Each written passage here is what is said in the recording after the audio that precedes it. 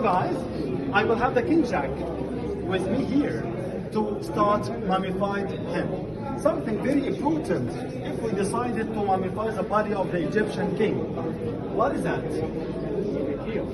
No, we never ever kill the Egyptian kings. If we would like to mummify the King Jack, we need to make sure he's already dead.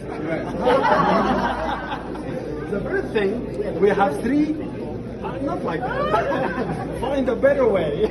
Some mercy for the King Jack. So first of all, we have three beds of the mummification. We will put the king on the first bed of the mummification. And the first important thing we need to do to get all the water and all the liquids out of his body. Right. So first of all, his brain. Brain will damage the skull if we did not remove it. So how can we remove the brain? Through the nose, like that, and we have something to put it inside and drill it.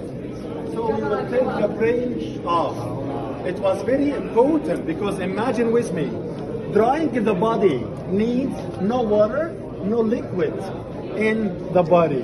So it's why we take off the brain through the nose, because we don't want to damage the face. So we will take his body in here, and something very, very important we have to do. What is the most liquid thing in the body of the human? Stomach, especially the organs. So we will do like a small little hole in here in the left side to get all the organs taken off out of his body. Something very important. What should we do with that organs? Do you think we just throw it off? No. We keep it and we use what we call it the jars, canopic jars. We get all the organs and we put it inside the canopic jars. 4 canopic jars in ancient Egypt. Very well protected by the 4 sons of the god Horus, Habi, Emisti, Qebh-Snu-Ef, and Dwamud-Ef. And this is actually names of their gods who is protecting these organs of our King Jack. Okay, now we should do the most important thing of this processing. What is it? Dry the body, because mummification equals dehydration. We mummified somebody, we dehydrate the body or dry the body. We got the body of the king and we fold the whole body by the natural salt. This is the salt. And do you remember this hole? I made it with the King Jack.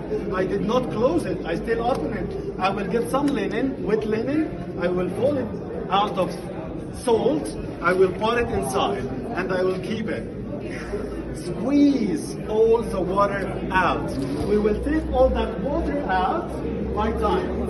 And we leave this body in the natural salt for sometimes 40 days and sometimes 70 days to make all this body, this huge stomach, very beautiful like mine.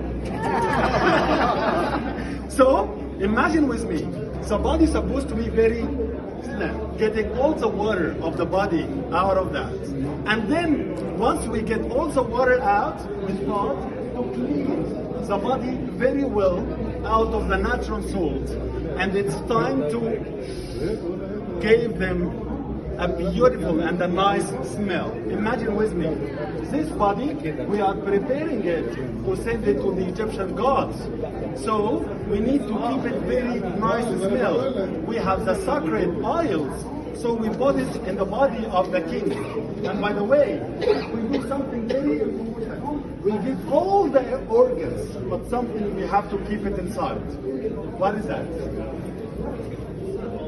Ah, yes. Oh, why? Why should we leave the heart inside? Imagine with me.